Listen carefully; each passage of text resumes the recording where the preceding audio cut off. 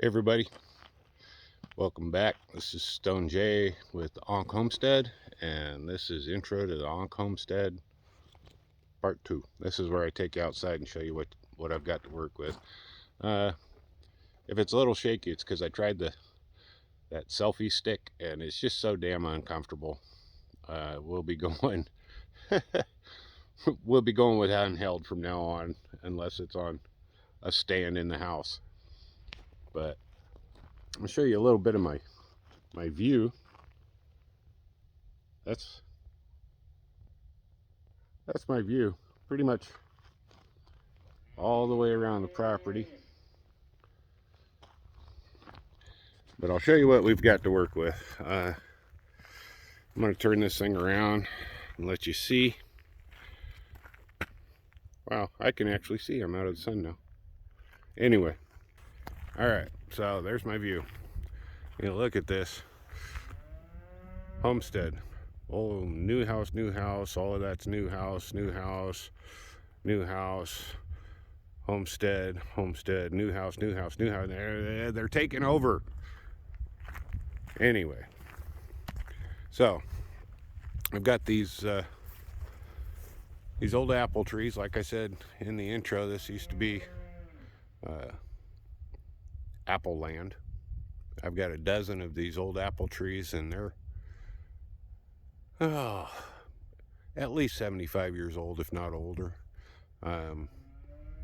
Pruned down just 5 of them last year to see how they came back, and they came back just as thick as ever. So they're going to take the pruning real good. Pasture area. See the horses over there. That's the old shop. One new shed we got brought in. Well house, the old farmhouse. A lot of landscaping that was done here when we got the place. The folks that lived here for many, many years, decades. Try to leave as much of that in place as possible and work around it. But this area here is going to be flowers and shortberry bushes, mostly. And this is our blueberry bed. I've got sweet soil, which means alkaline, and we had to really build up this soil and amend it to make it more acidic. This is blueberries, and eventually we'll get this covering stretched. We had real good luck with the blueberries going in last year. They took right off, but our chickens discovered it.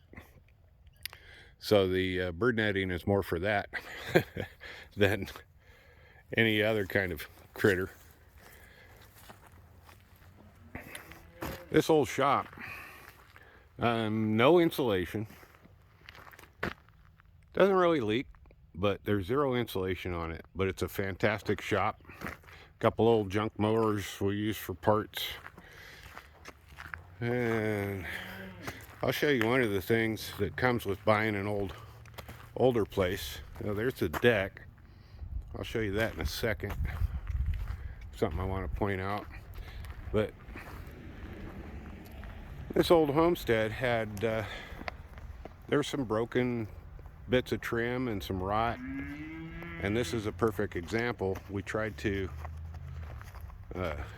pull this out, and it was so wet and rotted that it just came out in parts. So we decided to wait and put a full piece of trim on there, and we'll redo that roof eventually.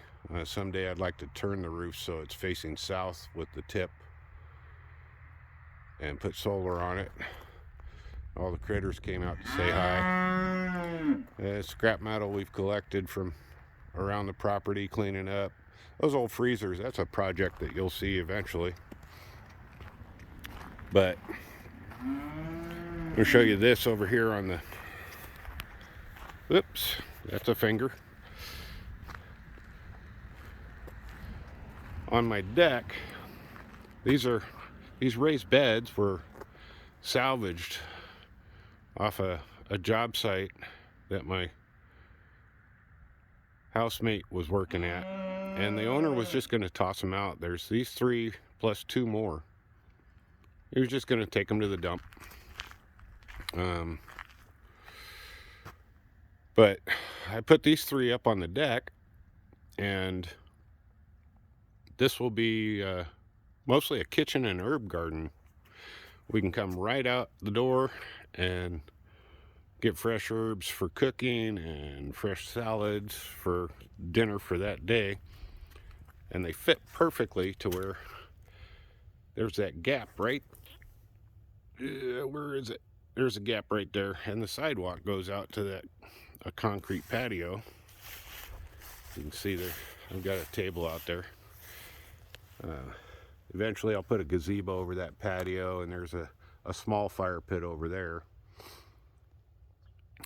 And a lilac, there's another apple tree and an elm. And there we put in a drive-through gate. This will be parking for the trailer and RV and for company.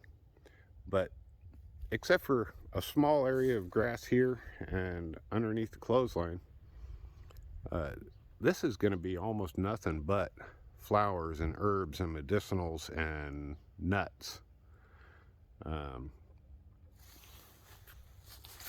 We'll get there. We'll get there. Part of the process of taking a place that's already built is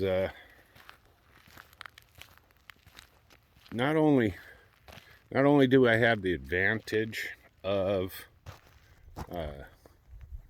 already existing infrastructure, but I also have the disadvantage of inheriting a lot of headaches. I'll show you one example here. Turn this thing around. The old shop. Things have changed over the years with the improvement of suspension and frame design and whatnot. Trucks are taller now. My truck does not have a lift on it of any sort, but I can't get it in there because there's a lip.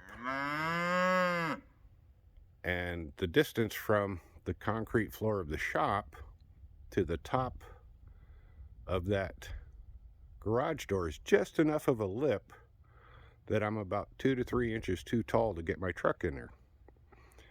Well, when this shop was built, vehicles weren't that tall, and we didn't have these yahoos raising their truck 14 inches. People drove cars, they drove small pickups. They just didn't sit as high. So that's something to be aware of. When you're looking at an old established property, if you're going to use the garage to actually park your vehicles or to work on your own vehicles, make sure they'll fit. Storage. This right here is being cleared out to build a training corral for our friends' horses that we put up here. Another storage building. Eventually, the corral, see right here, put a gate right here.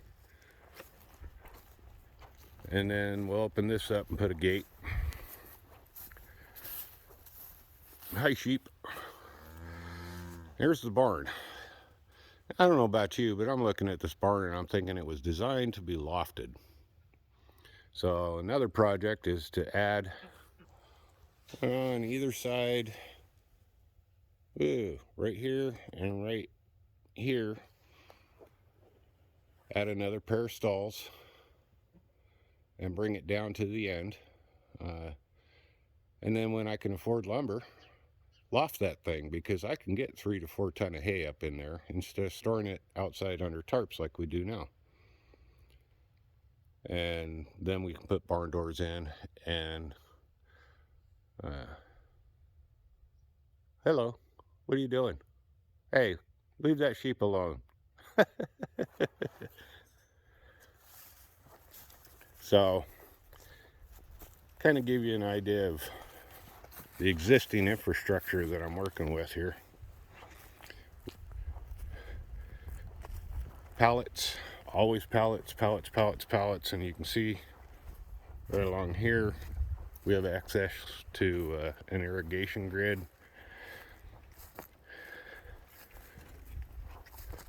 Yes, pallets are your friend on the homestead. Old windows for an eventual greenhouse.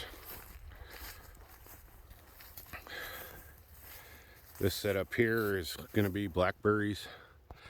This is the primary garden area, and for decades it was pig pasture.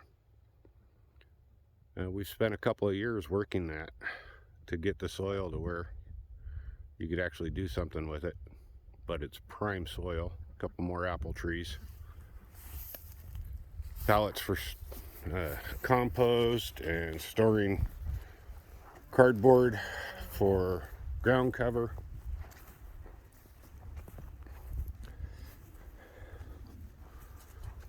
Got some leaf mulch there that'll go onto the beds when they're prepped and cleaned. New compost bin. This is leaf mulch and mess from the barn clean out, so it's manure and green hay that they trampled on and whatnot.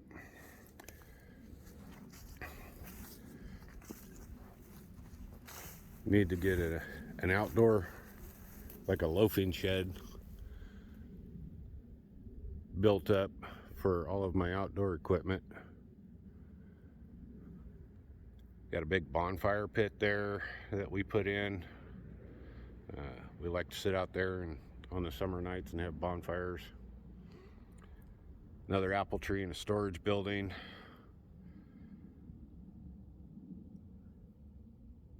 This between the wood pile and here, I've already got some plums going, and they love to send out right there.